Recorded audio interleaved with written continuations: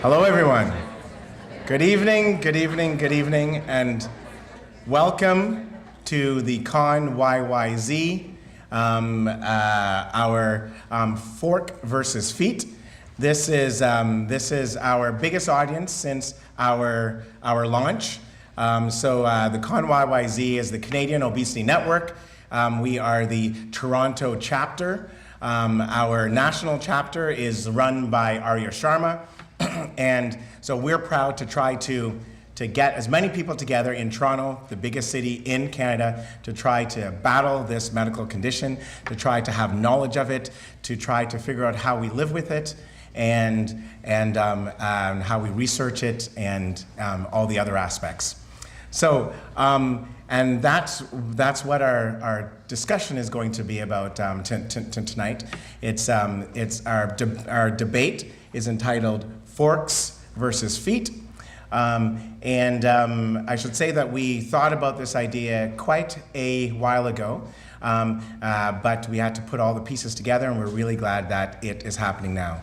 So I want to, first of all, before we start, make sure that we acknowledge the fact that this is our second anniversary. So we started our association June 28th of 2015 by Priti Chawla. And Priti, can you please stand up, because you're our, woo! There it is, our second anniversary. Thank you very much. So I'm Sean Wharton, I am the chairman. And tonight I'd also like to ensure that we thank the sponsors tonight, Valiant Pharmaceuticals. Valiant Pharmaceuticals is coming out with a weight management medication. It'll likely be launched in 2018. I think there's going to be a lot of splash, and certainly everybody in our field is excited about it and needs to know about it. Janssen Pharmaceuticals is the other sponsor, mainly dealing in the field of diabetes, but also in the obesity realm. At some point, I believe that there are some medications that are on the horizon for that as well. Without any further ado, Dr. Bob Ross will be arguing for the side as to why you can outrun your fork, and how your feet and exercise is crucially important. So we have both Dr. Yoni Friedhoff and Dr. Bob Ross. And so today I do want to talk about exercise being the world's best drug. I have some disclosures. Disclosure-wise, there's lots of non-commercial interests. And the two commercial interests, one is I wrote a book that you can all theoretically purchase.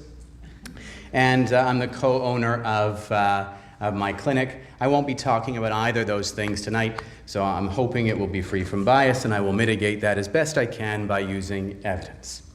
And so today what we're asking, in a sense, is whether or not forks can be outrun. And we did this before, so I want to take a slightly different angle on things, but there were a couple of slides that I think were important in the last one to start with. One, I think I presented this one already the last time, that exercise is the single most important modifiable determinant of health. I feel very strongly about this. So strongly that back when we opened our office in 2004, and it is a weight management office, it is for the treatment of obesity, we included an exercise program, and we still run that program, and our gym is still regularly used. And when I was invited to do this talk, since that time, for the purpose of trying to actually do 300 plus minutes of exercise a week, I am now on the 106th day of not missing a day of exercise. And just for the anecdotal record, I have gained 3 pounds. Now, there's also no debate that the laws of thermodynamics exist. Bob in his research has proven this more than once. Burning calories, not eating calories, both will affect weight over time. But I guess the question is, how do we approach this as a society, in part because we're talking about a public health problem, we're talking about a chronic disease.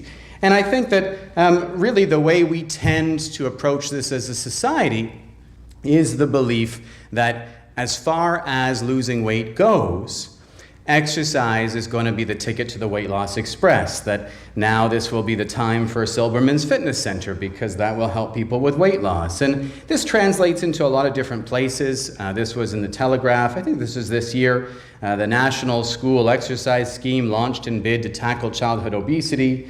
And then there was the question of, is Pokemon Go going to be the answer to childhood obesity? The answer to that is no, by the way. About an 80% drop-off rate in the first 5 months of use. And Fisher-Price is there to help as well. They have created a tablet-holding stationary bike for children with parents who have good intentions but bad execution. And all this to say is there's a lot of hope that exercise is going to be the thing to do. Now, I'm not going to spend too much time on these because I've presented these in the previous debate, and I'm hoping many of you have watched that. But just in regard to exercise in kids, there have been studies demonstrating that as much as a 10-fold difference in physical activity doesn't seem to protect against weight gain over time.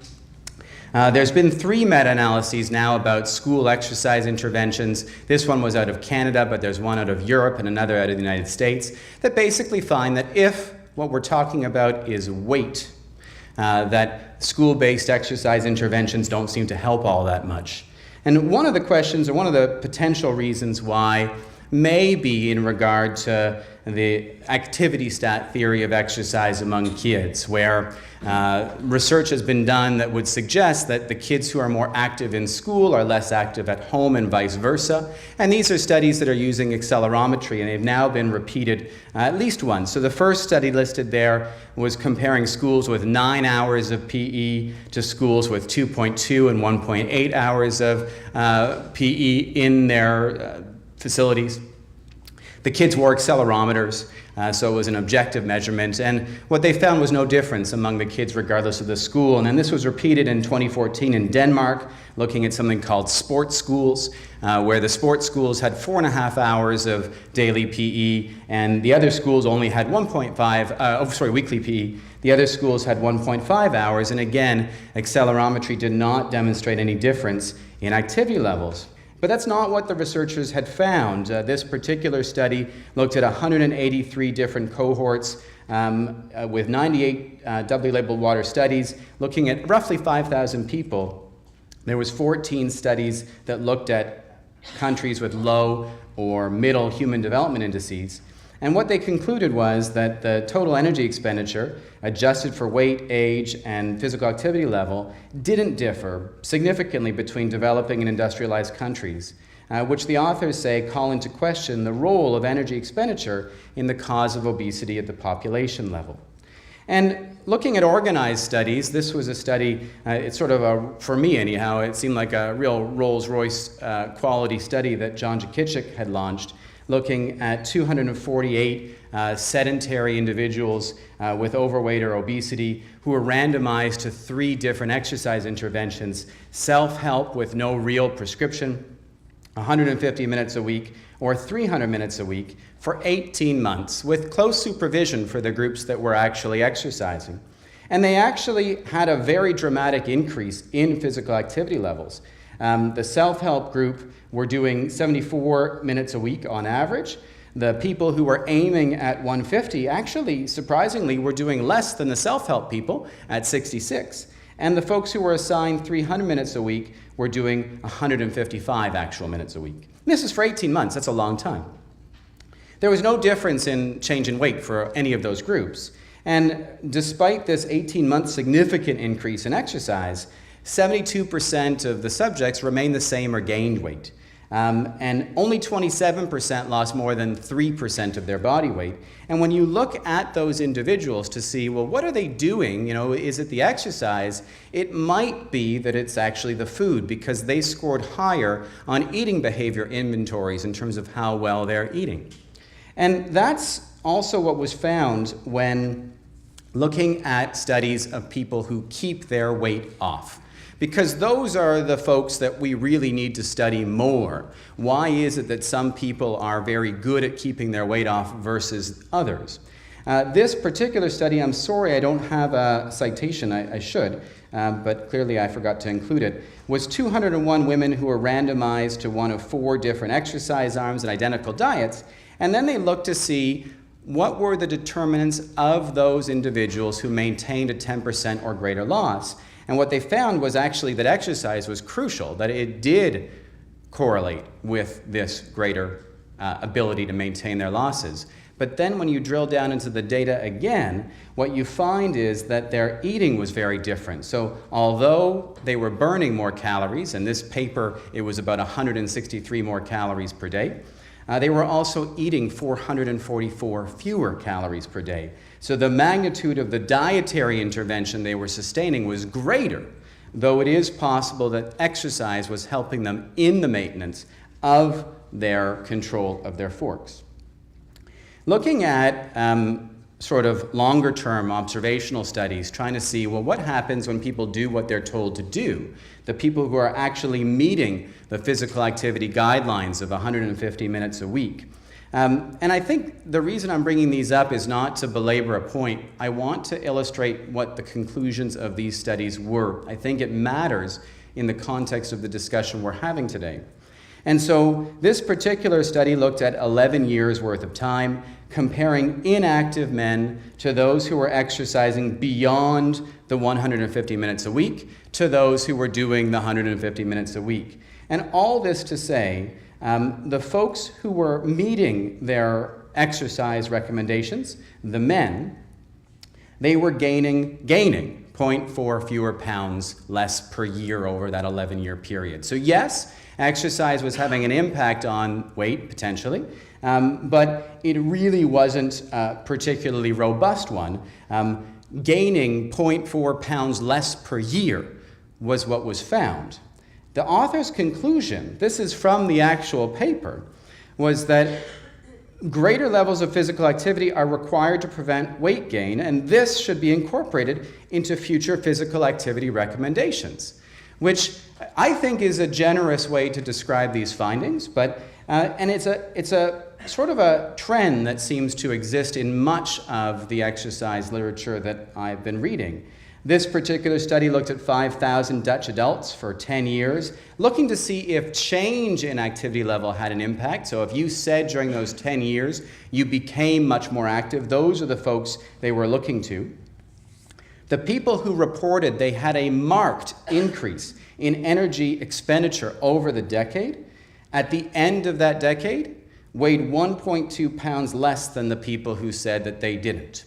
And the conclusion of the authors of this paper was these findings support the need for public health programs that promote physical activity, which again I think was a generous conclusion with those particular endpoints. And this was a weight endpoint. This particular study looked at 20 years of time with 3,554 adults, looking at men who exercised a minimum of 5 hours per week. So the men who exercised a minimum of 5 hours per week gained 5.7 fewer pounds over 20 years. The women did a bit better. They gained 13.4 fewer pounds over those 20 years. They all gained, but the women gained more weight than the men in total, so it wasn't an equivalent change. But to put it another way, exercising an hour a day, 6 days a week, according to the study, if you're a man, you'll gain 4.5 fewer ounces a year than if you exercise less than 15 minutes per day. If you're a woman, you'll gain about 11 fewer ounces per year. What was the author's conclusion from the actual paper? Our results reinforce the role of physical activity in minimizing weight gain. So it is technically true. It does show that you minimized weight gain at the tune of 4 or 11 ounces per year. And I wonder if partly this is why we see, and I apologize for who I'm about to show you, she's triggering for me. This is Jillian Michaels. She is a trainer from a TV show called The Biggest Loser. The Biggest Loser is sort of the modern day Roman gladiator games where we watch people suffer for our own pleasure. And this message of exercise being crucial is everywhere. It's not just folks like Jillian Michaels. This was the back of a bus in Ottawa. I was at a stop sign, and in front of me was this bus, and I scrambled like heck to get my phone so that I could take a picture of the bus in the city of Ottawa telling me that the purpose of biking to work was having more mocha frappuccinos. That would be lovely. It's just not the way it works, unless, of course, you're a food industry CEO, where if all consumers exercised, did what they had to do, according to Indra Nooyi, the problem of obesity wouldn't exist. And it might be this sort of notion that exercise is the ticket to the weight loss express that has allowed the food industry to really exert influence in this particular area. So there's a group called the Healthy Weight Commitment Foundation, which sounds like a very altruistic and wonderful group. They are a collaboration of food industry partners, and they're pushing a message of balance, energy balance, and that is a very helpful message. Now, what they've done is they've created a curriculum called Energy Balance 101. And according to a few years ago, 53% of elementary schools in the United States teaching 12.5 million students were using this food industry created curriculum. This was just one of the questions on a quiz online that they put forward. When you know you'll be eating lots of treats at a party, do you? And the answer is get a little exercise. Weight Watchers, you can earn points, of course. If you exercise, you can eat more because that is apparently the only thing exercise is for. The further you go, the bigger the sundae. And this was in a running magazine that I subscribed to. And so we see this really constantly, this you need to eat. That's the purpose of exercise. If you do it, you can eat more. And I see this message actually affecting the presentation of papers that are wonderful. There was a study done looking at a sign, basically a sign saying take the stairs with an arrow, which is great. That's a great thing. That sign led to a 5% increase in stair climbing, which is also fantastic. What was the conclusion in this study? The conclusion was the projected effect on correcting energy imbalance appears small, suggesting that this intervention alone will not have a potent effect on leveraging population-level body weight or obesity prevalence. I mean, we are constantly tying everything to weight, to calories. Burn calories, not electricity, says the New York Department of Health. Take the stairs. Walking up the stairs just 2 minutes a day helps prevent weight gain. Now, I did some back-of-the-envelope calculations. A Snickers bar is 122 flights of stairs. I don't think it's a particularly fair fight, but what's really frustrating is that this is the message that's being put forward by the New York Department of Health. This is not a helpful message for society, because the question is, how is this going to affect us going forward, these messages? Does the belief that forks or that feet outrun forks have an impact on public health moving forward? There's this particular recommendation or suggestion. This was a thought piece last year that suggested we put exercise in the context of how much junk food you can eat, or how much you have to exercise to burn off your junk food. And again, dumbing down exercise into simply a license to eat fizzy soft drinks and milk chocolate. And so the question I was asking is, does this matter? Does this have an impact on things? And there's some interesting studies, they're small, that look, though, at whether or not this matters. This particular study looked at lay theories of obesity, meaning, do you believe it's feet? Do you believe it's forks? Or do you believe it's a combination? They wanted to see whether or not there was a correlation with body mass index for people who believed one way or the other. And what they found was that people who believed that that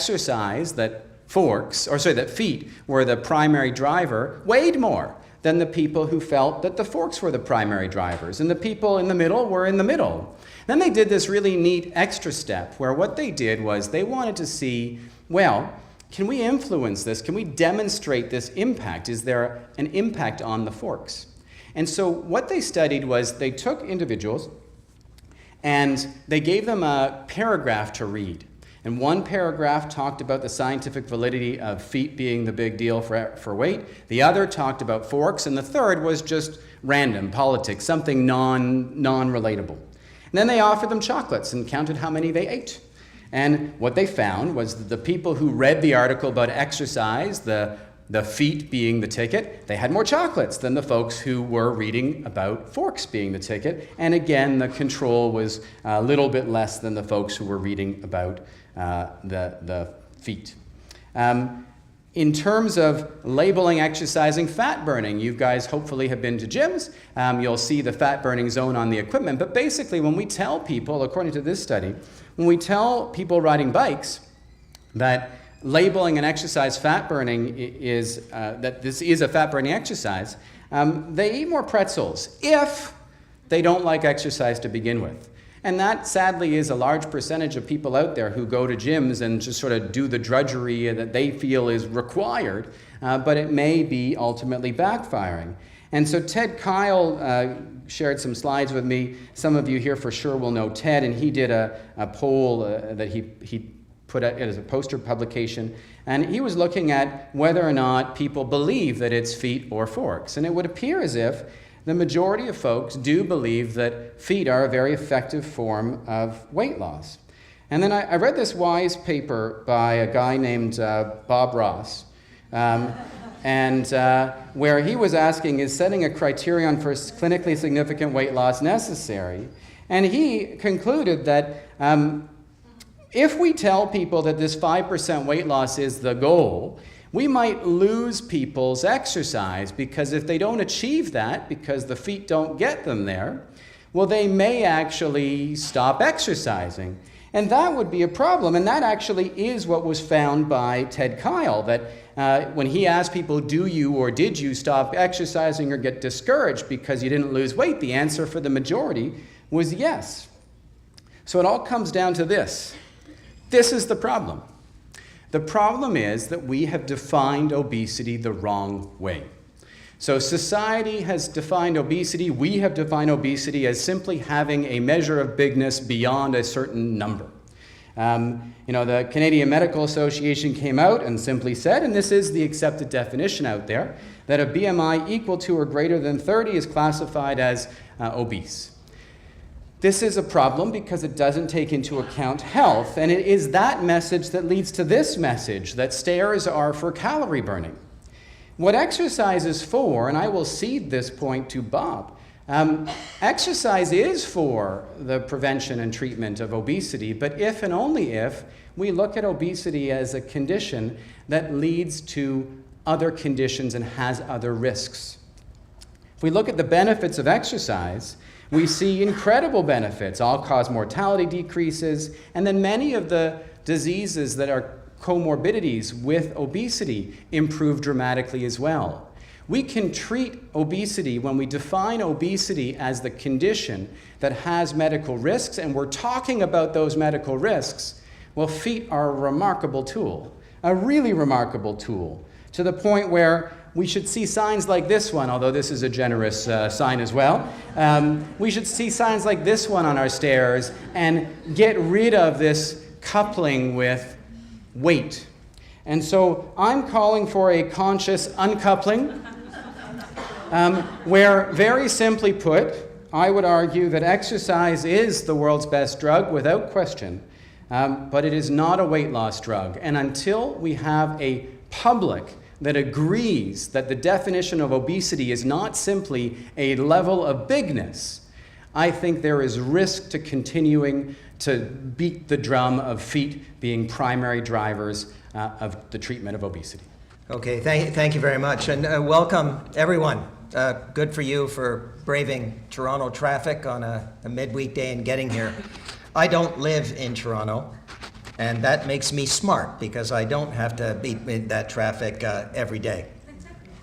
I want to, I think my message over the next little bit will in large measure, and come as no surprise, complement a little bit that my colleague Yoni shared with you, but I'd like to take a slightly different perspective and emphasize a few points even more. During Yoni's talk, I lost count after about 35 times the word weight. And that in Canada is essentially the problem that Yoni ended with is the problem that I begin with. And I think that my take-home message is going to be we can do a lot better, because we're not doing very well. We're not doing very well at all. I'll start with, I have some relationships here, disclosures. None of them will influence my talk today. I'll start with this rather unusual picture, and I won't tell you why, but I will come back to it at probably at the rebuttal time. Yoni will rebut whatever I say, and I think I'll come back after that. I think that's, but I'll ask you to think about why that's there, because I think it's probably one of the most important messages I share with you today. So I have 3 points. The first is that we live in a BMI body weight world, and if you don't think that obesity was a body weight world, then you weren't listening to Yoni, because that's it. That's what obesity is in Canada. You gain weight, that's a problem. You don't lose weight, no benefit. I think we can do better than that. That weight loss is required to manage obesity is not supported in the literature. If we want to manage obesity, we have to look beyond that. And until we do, we will continue to fail. And then finally, that exercise is not a central component of strategies designed to manage obesity. It's just a myth of the uninformed. They're not reading. They might be listening to people who are talking anecdotally, but they're just not reading the literature. So let's begin. So as I say, the fact that we have an issue, right, in Canada or worldwide is not the issue today. Obviously, we have a problem, and in large measure, CON would not exist if we didn't have this issue, and we're not doing very well in terms of mitigating that. So we have guidelines in Canada. And if you look at the guidelines in Canada, this is one of 2 that I'll review with you. You look at what obesity is. Here's what you do. You measure body weight. That's it. You don't measure anything else.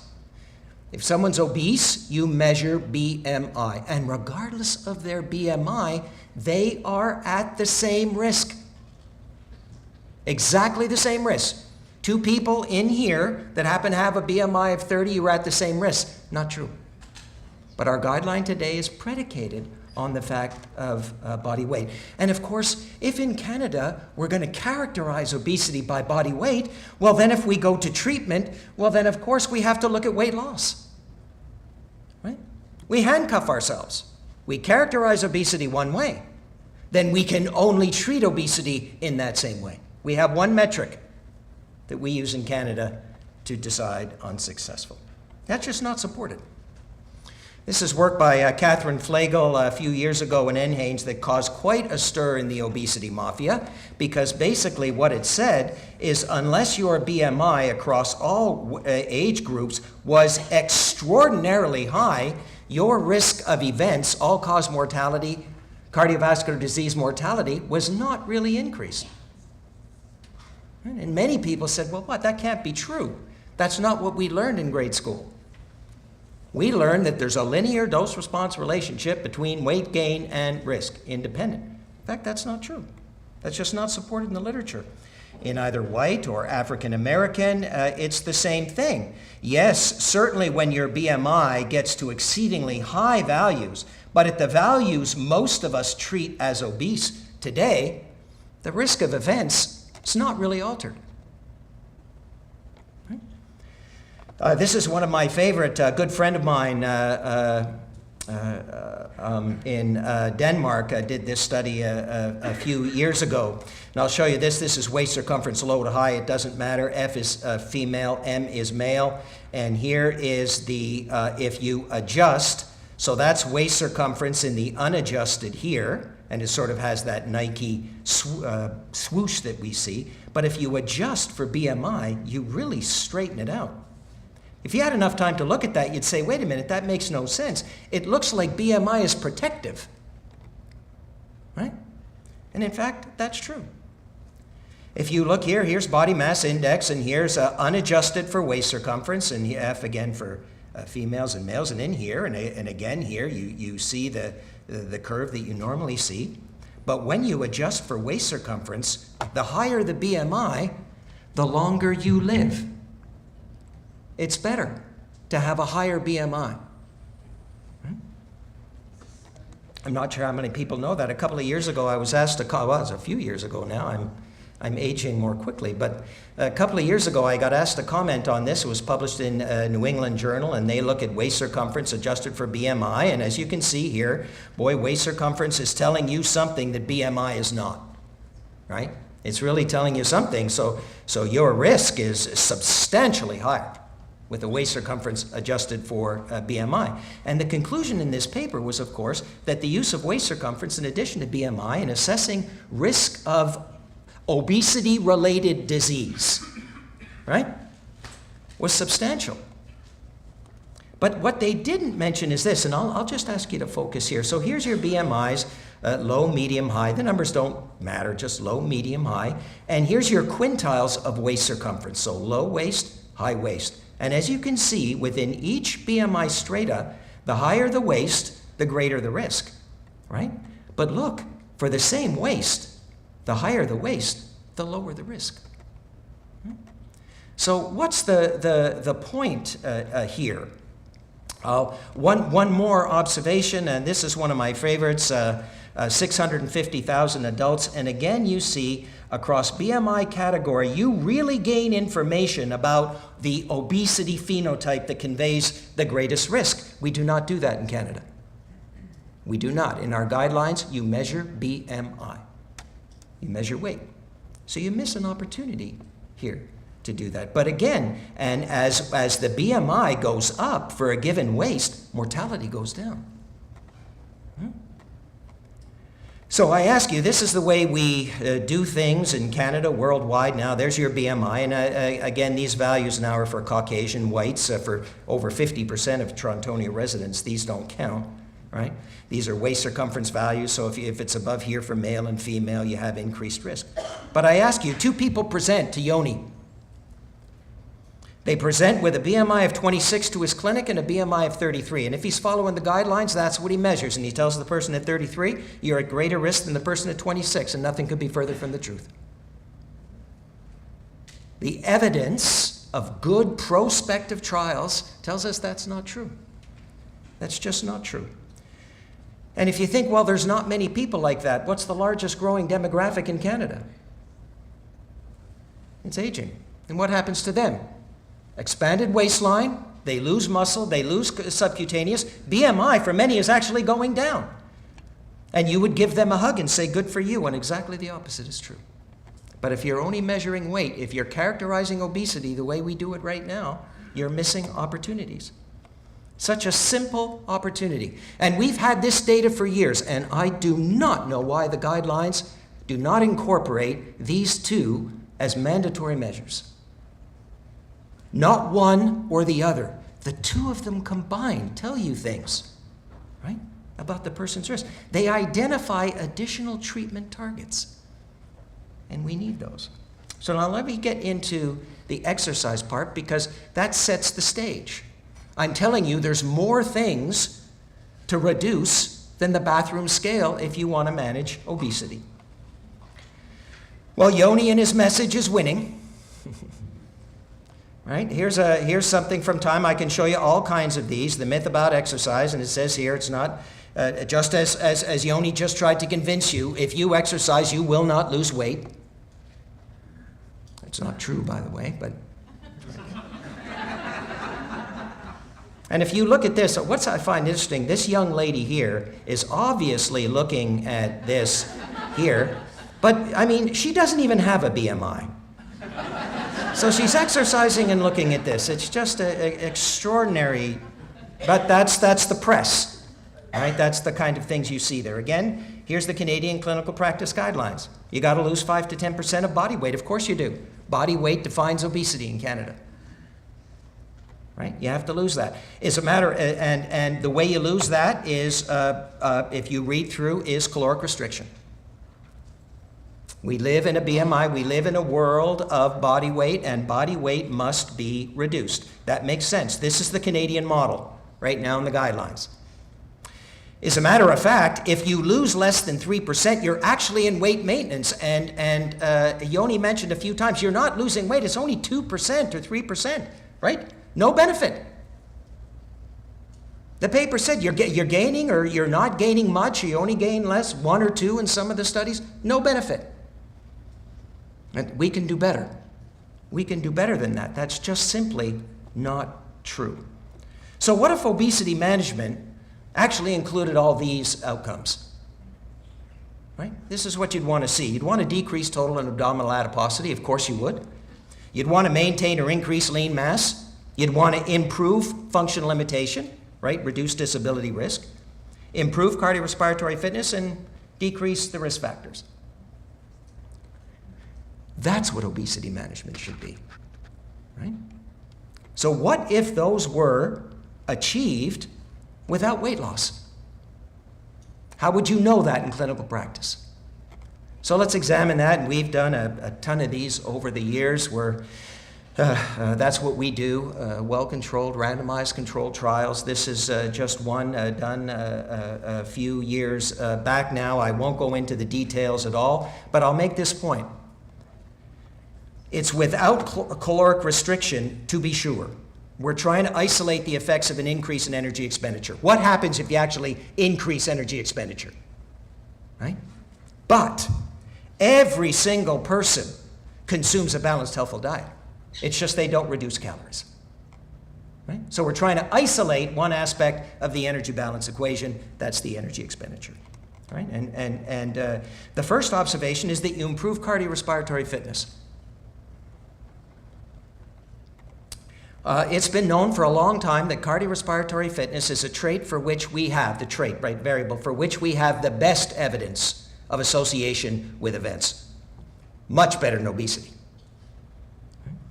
Cardiorespiratory fitness is an independent risk factor, and I will just allude and provide this reference. I don't think I can give you a better reference. I was just very pleased to chair a group of internationally recognized individuals, and this is basically a handbook on how to incorporate cardiorespiratory fitness as a vital sign. And it says at the end, if you're not measuring it, you're missing an opportunity to manage obesity. That's what it says. All of these questions here are answered yes in there. All of them independent of obesity. And the ultimate question in the bottom, does it help practitioners manage their patients? Yes, I wish I had the time to share that with you. But this is something, right, that if low in the obese, if improved, is going to reduce the risk of morbidity and mortality independent of your body weight. And that has been shown in prospective studies numerous times. I apologize for this slide. For the clinicians in the audience or practitioners, it's very important that a novel trait that we measure explain absolute risk, not just relative risk. And this is poorly understood in the public and in the media, right? Because relative risk can improve 20%, and the absolute risk by less than 1. So what we want to make sure is that if we add fitness to something like the Framingham, Framingham risk engine, where you determine 10 and 25 years of risk. If we add fitness to that, does that improve your ability to stratify those at risk? And what these numbers here say is yes. Yes, they do. Substantially. Substantially. So that should something we should be measuring, because most people that come to you with abdominal obesity or obesity are sedentary, and they have low fitness, and that's not good.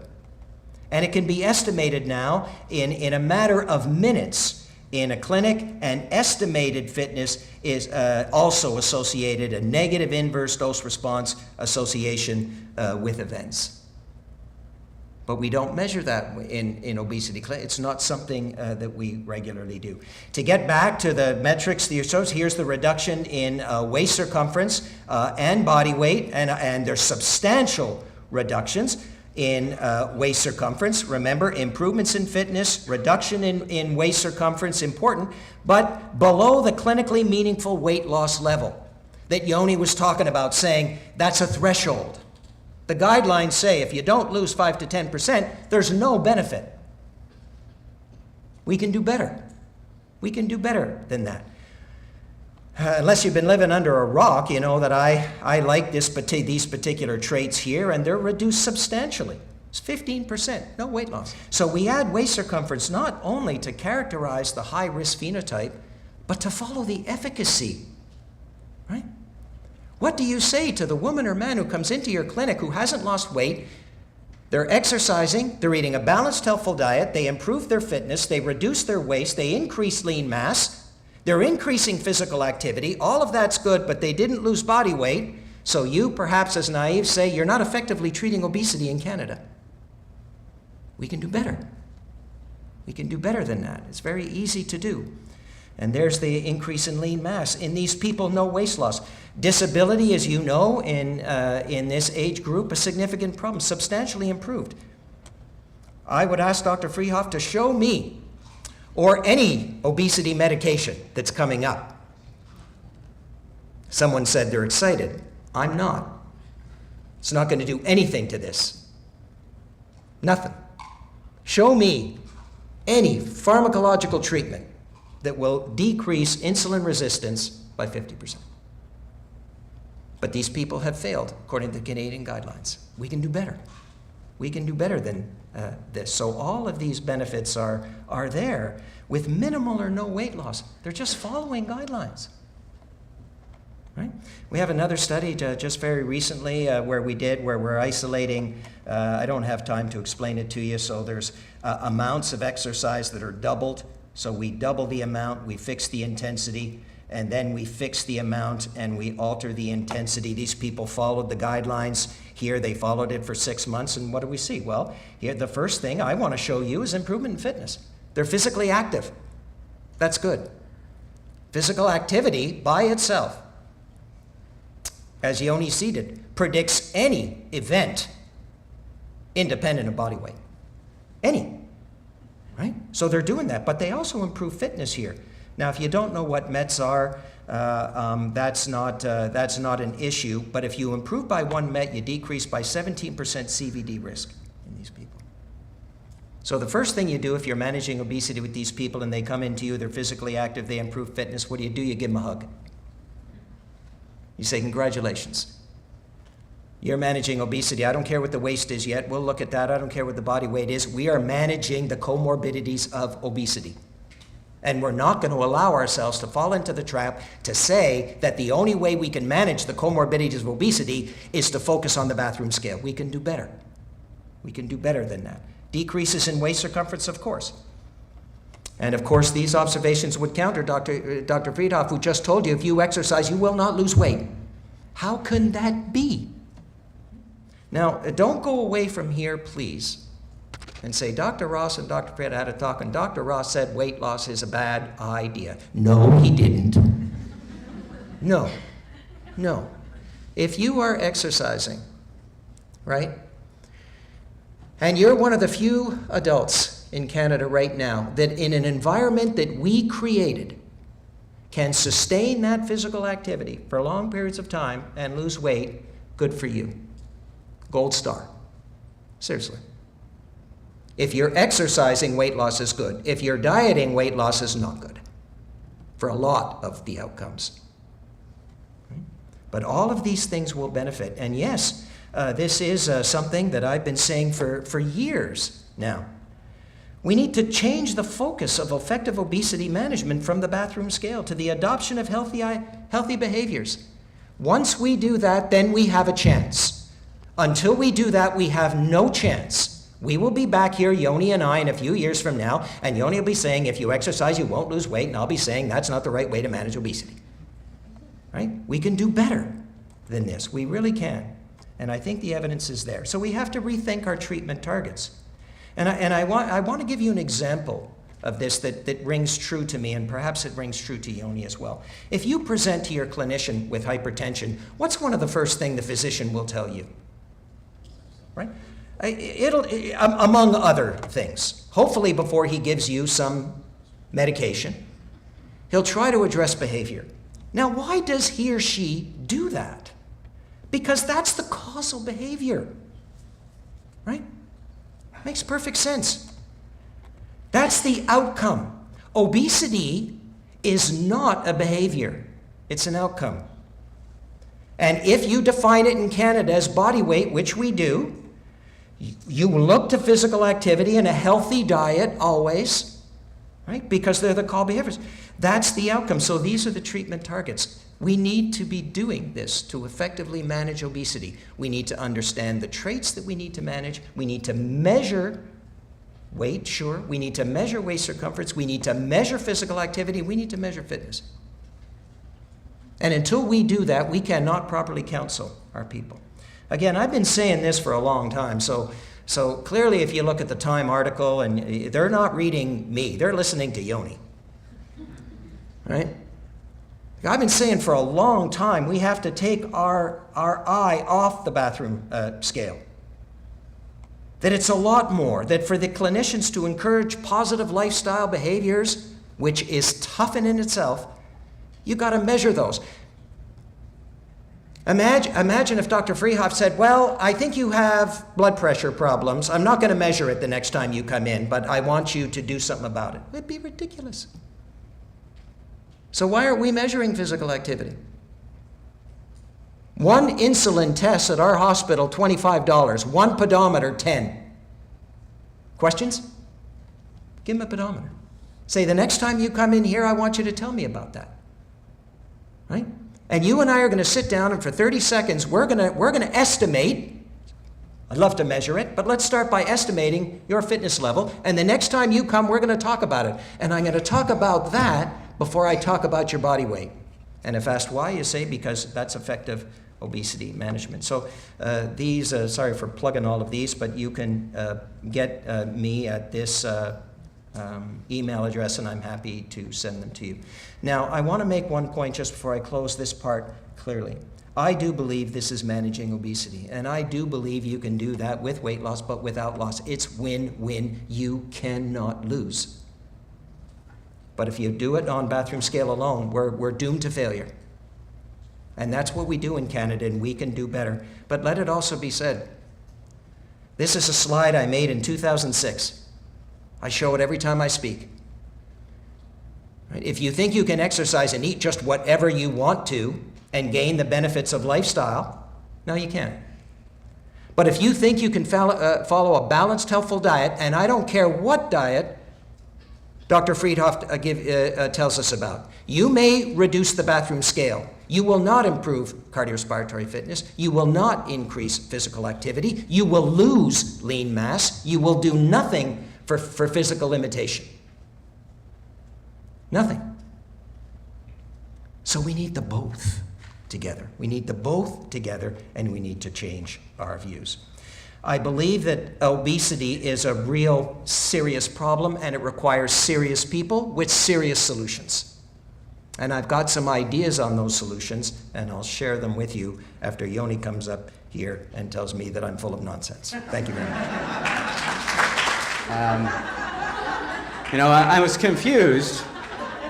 I was confused primarily because of all the things that Bob said that I said, which I didn't say or believe. I found that a bit confusing because as I blogged about before this debate, I thought Bob and I would agree on much, and I would agree with Bob on much, and I think I did, despite his presentation saying I didn't, present a very similar discussion about how we are in this world that has been stuck with body mass indices and weight as the determinant of obesity, and that is wrong-headed and problematic because treatment absolutely depends on not treating the weight, but treating medical conditions, where weight, of course, does not measure the presence or absence of health. And so in the rebuttal stage, this was a rebuttal from the previous debate. So Bob in the previous debate had brought up a study looking at energy expenditure and how perhaps because we are doing less as a society that we have slowed down. And this was at the time an unpublished paper looking at data on how many calories we no longer burn because we've got elevators and escalators and so forth. I thought it was interesting, and I'm bringing it up only because it fits with my experience with, if we're talking about weight, it's around the neighborhood of an 80-20 differential, where 80% of a person's modifiable weight, if you're going to modify weight, will be modifiable on the basis of dietary change, about 20% on fitness. In this particular paper, which Bob had cited, it was 83-17. But, you know, I want to explore why it is we seem to not get the same outcomes. Now, I will preface this by saying Bob's outcomes are awesome, and if anybody is interested in losing weight and has an opportunity to sign up for one of Bob's studies, they should, because the outcomes are more dramatic than other outcomes that I've seen. And there's a new theory that I've been reading about called constrained total energy expenditure, which might help to explain why gyms are full in January and empty by March or April. And what it basically looks at is whether or not we've got a linear increase in the calories we burn through exercise, or whether something changes internally so that even though we do larger and larger amounts of exercise, we don't seem to have the same impact on our total energy expenditure, which in turn is what would be required if we wanted to see a change in weight. And so the first study, which was the reference that I just showed you a moment ago, looked at 332 adults from all over the place: Ghana, South Africa, the Seychelles, Jamaica, and the United States. And what they were looking at was total energy expenditure by way of doubly labeled water and physical activity by way of triaxial accelerometers. What was interesting for this study, beyond the constrained energy expenditure theory, was that the authors found that physical activity only accounted for about 7 to 9% of the variation in total energy expenditure in any of those countries. And so the amount we can move the needle on total energy expenditure through intentional exercise isn't as large as perhaps we might hope. And looking to animal models, because we don't have terrific proof of constrained energy expenditure in humans at this point, and no, we aren't little mice, but it's an interesting study looking at mice who in turn were either sedentary, moderately active, or highly active. And all this to say what they found was, despite a doubling of wheel use, the mice's total daily energy expenditures stayed roughly the same. And so I was looking through a bunch of papers prior to this talk, and I came across the one that Bob presented just a few minutes ago with the effects of exercise amount and intensity on abdominal obesity and glucose tolerance. And I really like this paper, and I'm not saying that facetiously or sarcastically. I thought it was wonderful that what was not discussed in the outcomes of this paper directly was weight. Weight was measured as part of this study, but it was certainly not a focus of the outcomes, and I'm hoping to see more of that over time from other folks, because as we were talking about earlier, there may be risks to tying things to weight. And what was interesting to me for this particular study of Bob's was the fact that weight loss, despite really dramatic differences in the amount of exercise, and not just the amount done, but the amount prescribed, because women got prescribed less than men, there was low intensity and high intensity, they were quite comparable. There was no difference between men and women in weight loss, despite about a doubling difference of calories, or roughly double. And for the low-intensity folks to the high-intensity folks, again, it doubled the caloric expenditure in those interventions, but the weight loss was much less than predicted, especially for the high-intensity exercise folks. And so Bob's saying no, so I wrote it down, and it's totally fine. And maybe you can correct me wherever you'd like. But the high-intensity folks, according to the paper, lost 10.8 pounds versus the control. The low-intensity folks lost 8.3 pounds versus the control. And that there weren't differences between the men and the women. So there was a slight difference between low and high, but it wasn't what would have been predicted if we were walking math formula, which of course we're not. If we were walking math formula, the expectation certainly would have been men and women to lose differential amounts of weight because the caloric expenditure was higher. and also just in terms of between those two interventions, they roughly doubled the calories but did not double the weight loss. And I'm not suggesting this was because of constrained energy expenditure. I don't know why this happened. I don't really actually have a great theory. I don't think we can speak, though, to food being the cause. And it's a challenging thing, food and food frequency questionnaires. You know, when I see numbers like this, it's not that I think that they were collected poorly. I think they were collected the same way we collect them, which is asking people what they ate and having people keep food diaries. According to the study, the average participant was 51 years old and weighed 210 pounds and only ate in the neighborhood of 1,800 calories. That's not a number of calories that makes sense from a weight perspective. And so it's not a statement about this study in particular, but it is a statement about our ability to look at diets in these studies with a way to truly ascertain what's going on. But I guess this whole debate was about whether or not feet or forks are more important in the prevention and management of obesity.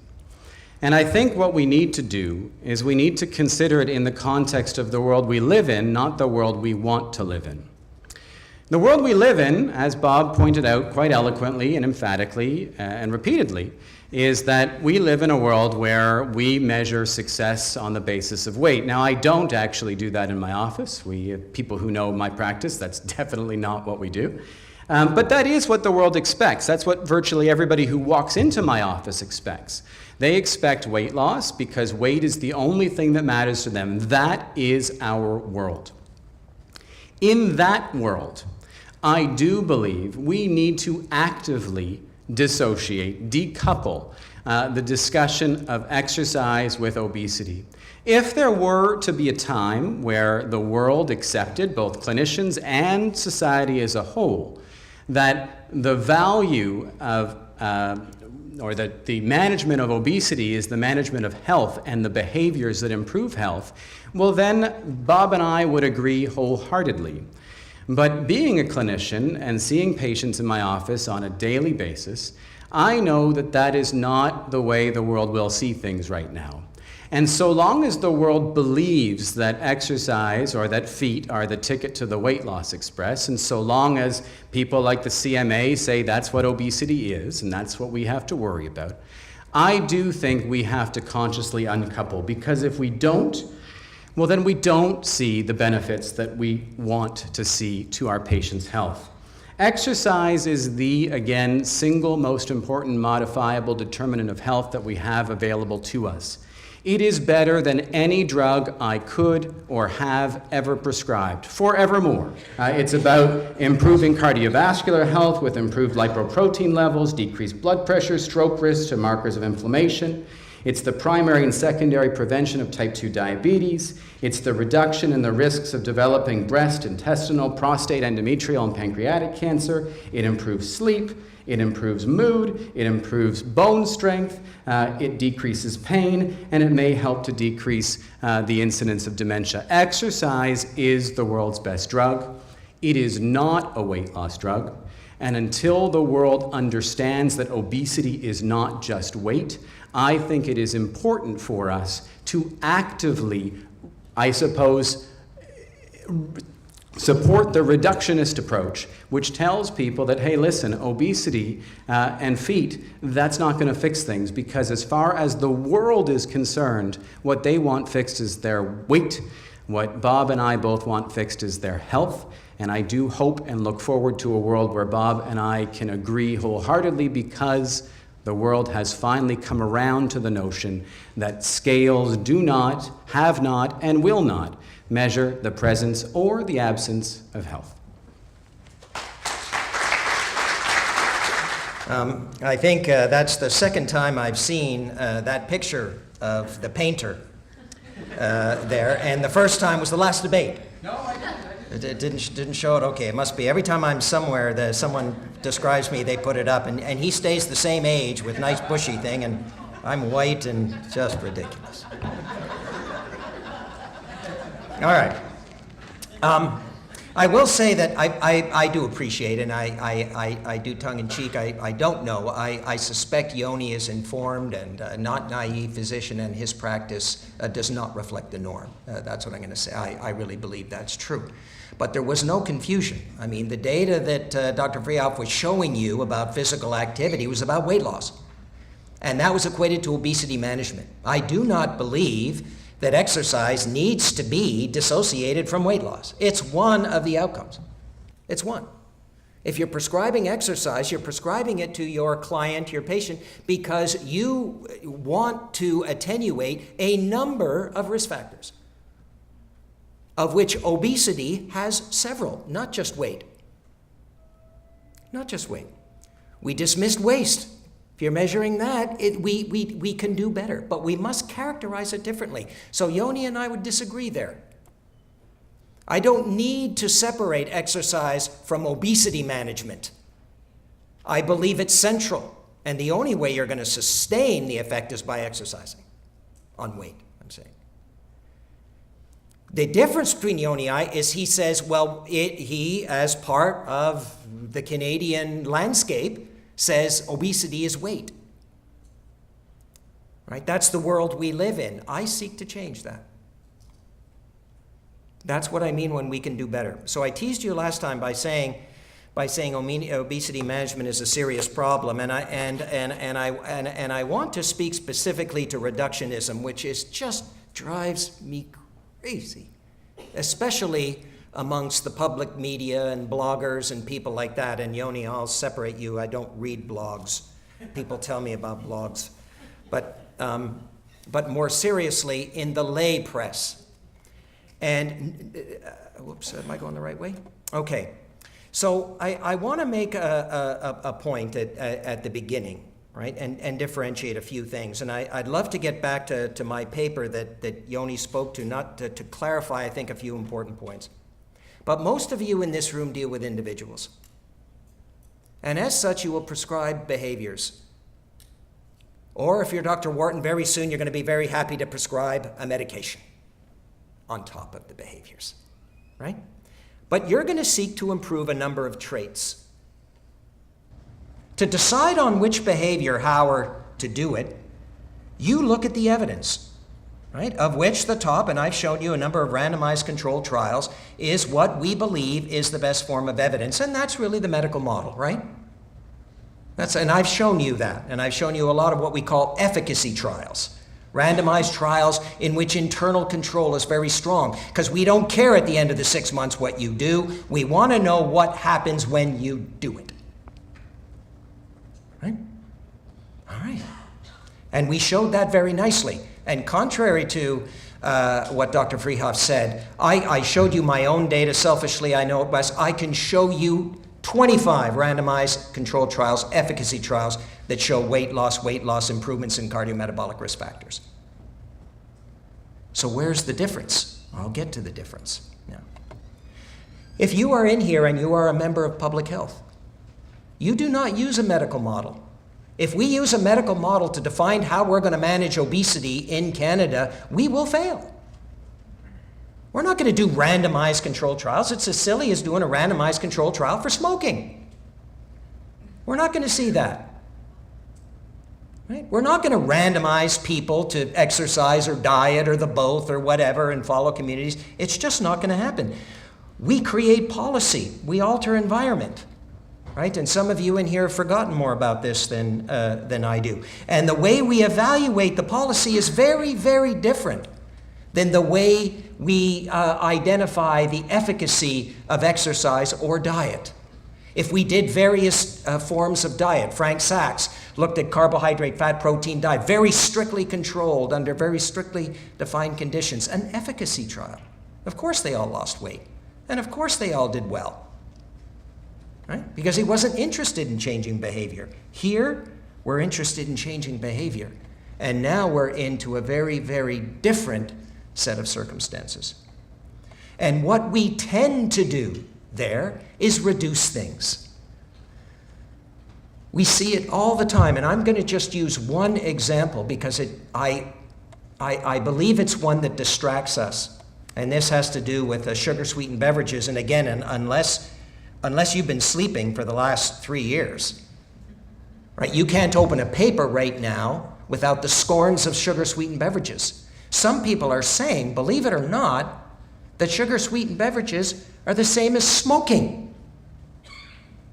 A ridiculous observation. That is not true. We have no evidence to support that. None whatsoever, right?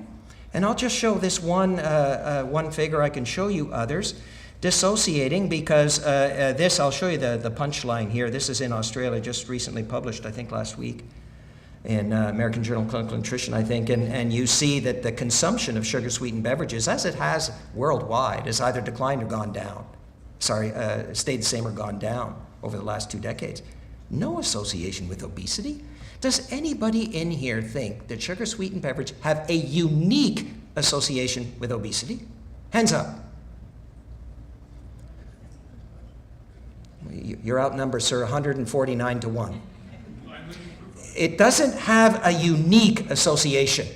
Now, am I saying everybody should go out and have 4 and 5 liters? Of course not. I'm not. It's part of the problem. But this is how we reduce the obesity problem. The low-hanging fruit right now is sugar-sweetened beverages. We target it. And I'm not saying that sugar-sweetened beverages is a good thing. I don't think too much alcohol is a good thing. It has calories. They're empty. I don't see prohibition anytime soon. I come from Quebec. Poutine is a staple. Right? So in moderation, but this is not a serious attempt to address the obesity problem. It's just not, in my opinion. Right? If we're going to address a very serious, complex problem, then we need multidimensional approaches. We need approaches that involve industry. We need approaches that involve community, schools, families, clinicians, kinesiologists, dietitians, everybody working together. EPOD is in French. It's a French acronym. It's Together Let's Prevent Childhood Obesity. It's in France right now. This is a group of esteemed colleagues. They have been. There's a number of publications on EPOD, and this is just one. This is a serious approach to address childhood obesity, not reduced to one thing. We have to do this. In the program in Amsterdam, I was just in Quebec City a couple of weeks ago, and Jaap Seidel, who heads up public health in Amsterdam, described an absolute program, knocked me off my feet. It follows on the EPOD program. They have used that as sort of the footprint. They've adapted it for the Amsterdam situation. Right? And they use these models. Again, sorry if I'm oversimplifying this to people in public health in the room, but we just simply don't have time. But they use a multi-layered approach, like I've told you, and tremendous observations so far. Right? They're addressing nutrition. They're addressing physical activity. They're addressing bullying. They're addressing it in industries. They're addressing it in communities, in families, multiple levels. That's a serious approach to dealing with the obesity problem. It's not medical. It's not a medical problem. It's a behavioral problem. It's an environmental problem. And only when we address that will we see that. And they use, I used this one. I somehow lost the slide that Jaap sent me a couple of days ago. But it's he tells me I can use this. It's a very similar approach. And maybe some of you in this room are saying, well, tell me something I don't know, right? But again, so my take-home messages here. If you don't think physical activity is important for anything, and I concede Yoni believes this in his heart as well. If you want to talk about something being the next smoking of the 21st century, it's physical inactivity, not sugar-sweetened beverages. Right? When you're inactive, we see morbidity and mortality increase. When you stop smoking, we see cancer rates and we see cardiovascular disease go down. When we reduce it to one food item and attack it as though it's part, you won't see that. So physical activity is good for you. But we've got a problem. very few people in our environment or whatever are reporting that they're meeting guidelines. Never mind 300 minutes. So the guidelines for obesity reduction worldwide, not in Canada, but most of the areas, are 300 minutes a week, right, of activity. Well, we don't have very many people, and if I showed you the prevalence rates of physical activity in children, you'd cry. It's half that. It's half that. And now in Ontario, we have some of the highest prevalence rates of type 2 diabetes and obesity in children in the Western world. Cardiorespiratory fitness being low is not good for you. It's just not, right? And the only way we can address low cardiorespiratory fitness, which is a characteristic of the overweight, obese individual, is by measuring it, prescribing a program, and following them. This was just published last week. This is estimated fitness from a number of adults. This is Ulrich Wisloff's group. It's the same algorithm that I showed you a little bit before in the slide. If you don't know the numbers, don't worry about it. Just the higher the number, the better your fitness. And here's Canada, right at the bottom of the food chain. Just like we are with physical activity. We can do better. We can do better than that. We really can. We have the knowledge. We have some leaders in obesity management in the world in Canada. And these people aren't called to the guideline developments. They're not called to the CMAJ. They're not invited to come and speak, and it shows. So I think, as I say, we have to rethink our treatment targets.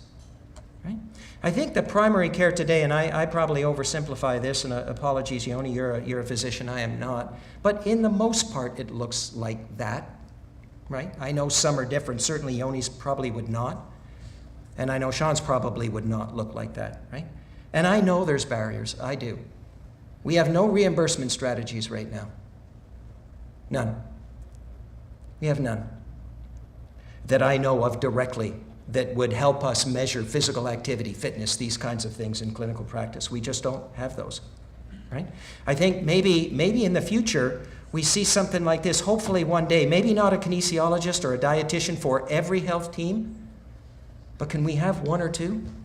As you may or may not know, we're the only jurisdiction in the world wherein kinesiology is a regulated profession, just like physicians. And we have thousands of them in Ontario, thousands of them in Ontario would love to seek employment, and they're on the unemployment line. We can't find a way to include a fee for service in practice. So what do? We treat the symptom. In Canada, that's what we do. Bariatric surgery, well, there, look at that. How much money are we throwing into that right now? Extraordinary. These people need that. They really do. Hundreds of millions of dollars to that.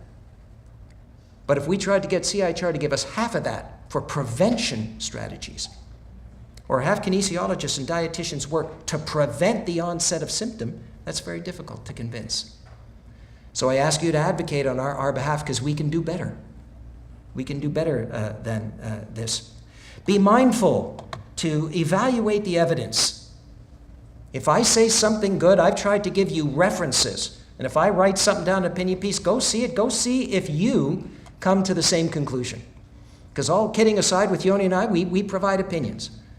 Yes, I base it on the literature, but you may look at the literature and come to a different conclusion. Inform yourself, and then you can advocate properly at the next level.